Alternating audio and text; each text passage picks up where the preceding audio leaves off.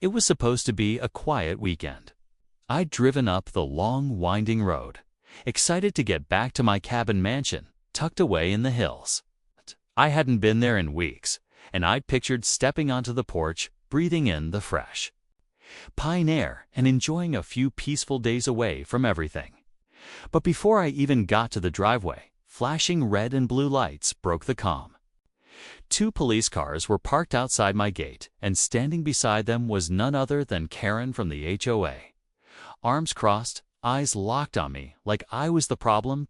Karen has always been involved, let's say. She's the kind of neighbor who will file a complaint if your grass grows half an inch too tall. But this time, something in her face was different, less smug, more nervous. She immediately accused me of trespassing, telling the officers I had no right to be here.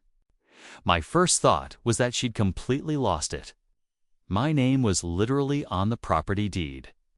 But then one of the officers quietly told me there had been reports of suspicious activity at my cabin for the past 2 weeks. I couldn't wrap my head around it. I hadn't been here. No one else had the keys. But when the officers opened the gate and I stepped inside, it hit me. Curtains drawn, trash bags near the back door, a half-empty coffee mug on my porch table. It looked like someone had been living here. The more I looked, the more signs I saw. Karen kept pacing, avoiding my eyes, muttering about keeping the neighborhood safe. That's when the officer asked if I wanted to walk through the house with them. My stomach dropped. The cabin mansion I'd built for peace and privacy now felt like a place full of shadows. And as we pushed open the door, I realized I might not be ready for what horror we'd find inside. The air inside the cabin mansion was heavier than I remembered. Like it had been shut up for months instead of just a few weeks. The faint smell of coffee mixed with something stale lingered in the air. My boots pressed into the rug, and I noticed faint footprints in the dust ones that definitely weren't mine. The officers fanned out, checking each room, while Karen stayed planted just outside the doorway, glancing in but never stepping too far. I kept trying to piece it together. I'd left the place locked tight, alarm system armed, and all windows latched. Nothing looked forced open. Whoever had been here either knew exactly how to get in or already had access. My mind went through the short list of people who'd ever even been inside: maintenance workers, a few friends, and, unfortunately, Karen once during some HOA inspection she insisted was necessary. One officer called out from the kitchen. On the counter sat an open box of cereal and a bowl, with a spoon still in it, like someone had just stepped away. In the sink, a single wine glass with red stains at the bottom. I could almost see the scene: someone making themselves comfortable here, living their life in my home while I was hours away in the city. Karen kept clearing her throat, throwing in little comments about how these kinds of things happen, and how she'd been keeping an eye on the place for the safety of the community. Her tone was casual, but she wouldn't meet my gaze. I couldn't decide if she was hiding something or just trying to cover her tracks. As we moved deeper into the hallway, the officer ahead of me paused, hand hovering over a closed door. He looked back at me with a strange expression, like he wasn't sure I should be the one to see what was on the other side. The silence in that moment made every sound outside: wind in the trees, a creak in the floor feel louder. My pulse picked up. Whatever was in that room was about to change everything I thought I knew about this place. The officer turned the knob slowly, the hinges letting out a faint squeak. The door opened into the guest bedroom, and instantly I could see it had been used recently. The bed was unmade, blankets tangled like someone had been tossing and turning all night. A half-packed duffel bag sat on the floor, clothes spilling out, and next to it was a phone charger plugged into the wall. My heart sank. Whoever had been staying here hadn't just stopped by. They'd been living here. I stepped inside, scanning for anything familiar. The jacket draped over the chair wasn't mine, and the sneakers by the door were too small for me. The officers started taking photos, asking me if I recognized any of the belongings.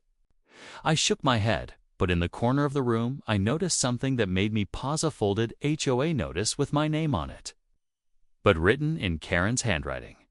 Karen was still hovering in the hallway, arms crossed tight, pretending not to listen. I could see her shifting her weight from one foot to the other, her eyes darting toward the open room. She'd been the one to call the cops, yet she looked like the person most anxious about what they'd find. One officer suggested checking the back deck and storage areas. As we walked through the house, I couldn't shake the feeling of being watched, even though the place was supposed to be empty. A shadow outside caught my attention, but when I turned, there was nothing. There was nothing there, just trees swaying in the wind. In the storage room, we found stacks of bottled water, canned food, and a small portable heater, none of which I'd bought. It was like someone had been preparing to stay here for the long haul. The strange part was, nothing valuable was missing. It wasn't a burglary. It was something else entirely. And as I glanced back toward Karen, I realized she might know exactly what that something was. The more we searched, more the cabin mansion felt less like my home and more like someone else's hidden retreat. Every corner seemed to hold another cluing empty teacup on the windowsill, a folded blanket on the couch that didn't belong to me. Even a notepad on the coffee table with half-finished lists written in handwriting I didn't recognize. Each detail made the air feel heavier, and the officers were exchanging glances now, their steps slower, more cautious. Karen lingered by the front door, pacing in small circles.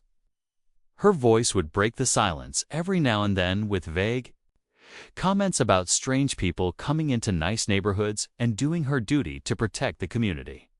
But she still hadn't answered the unspoken question, why was she here so quickly when I'd only just arrived? We reached the upstairs landing, and one of the officers stopped near the master bedroom door. It was closed, but not fully latched. A faint hum drifted out from inside, like an electric heater or maybe a fan. My chest tightened. This was my private space, the one room I'd always kept locked, even from guests. I hadn't been upstairs since we arrived. The officer motioned for me to stay back, but I followed anyway, my footsteps sinking into the carpet. The sound from inside grew louder, mixed now with something else, soft, uneven breathing. The kind that made every hair on my arm stand on end. Karen froze at the bottom of the stairs, her face pale, eyes fixed on the bedroom door. She wasn't looking at me anymore. She was staring past me, like she already knew what was inside. The officer's hand hovered over the handle, and in that moment, the entire house seemed to fall silent. No wind, no creaks, just that steady breathing on the other side of the door, waiting for us to open it. The officer twisted the handle slowly, pushing the door open just a few inches at first. The dim light from the hallway spilled into the master bedroom, revealing shapes: an unmade bed, a chair pulled close to the window, and a small space heater buzzing in the corner. But it wasn't the objects that made my breath catch, it was the movement. Someone was there. A figure sat slouched in the chair, wrapped in one of my blankets, head tilted like they'd been dozing.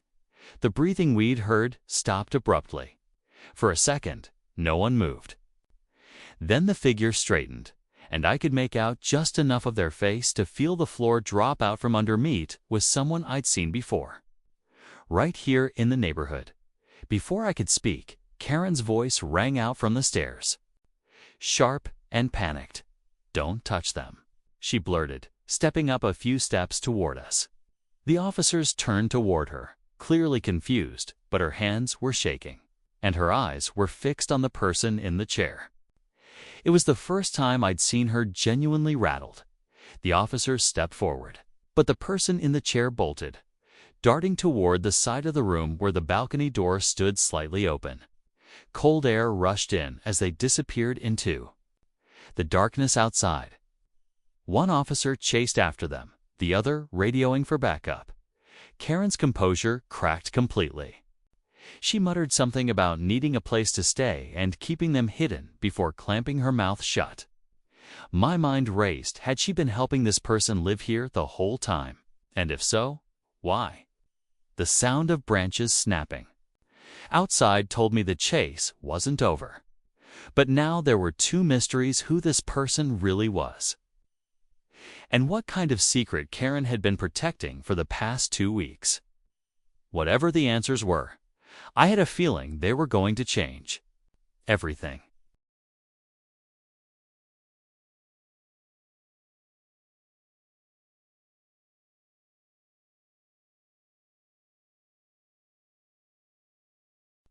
I rushed to the balcony, the cold night air cutting through me as I looked out over the dark yard.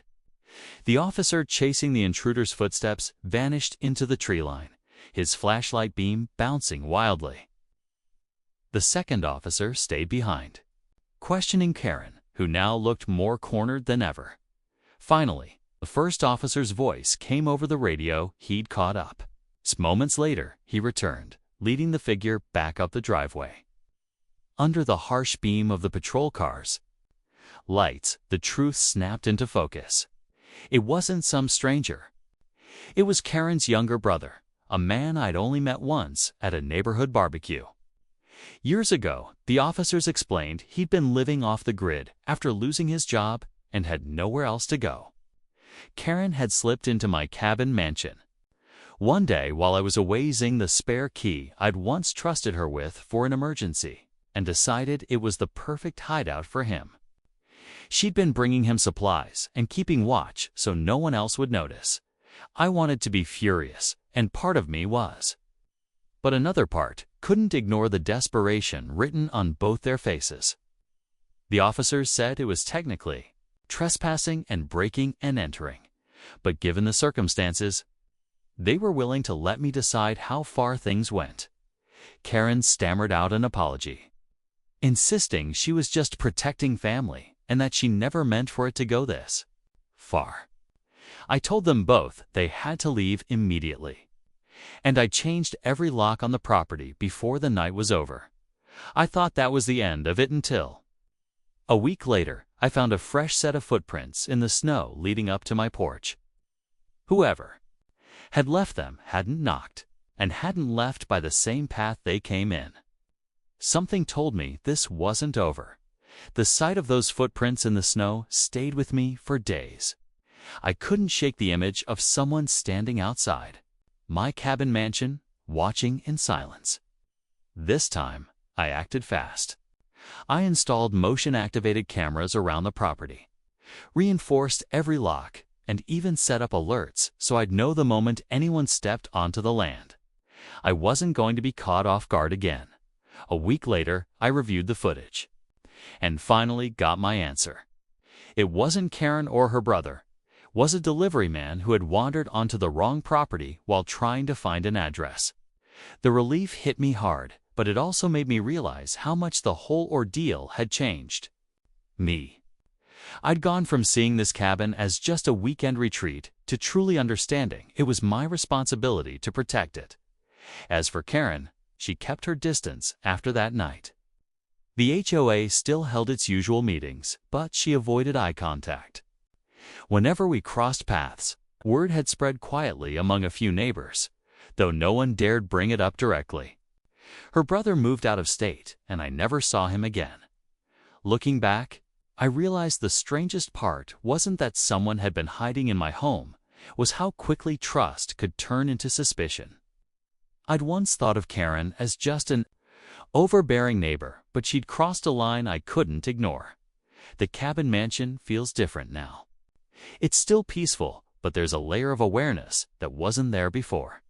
I know the value of keeping my space secure, but I also know the importance of knowing who I let into my life. Sometimes, the quietest places can hold the loudest secrets. You just have to be willing to face them.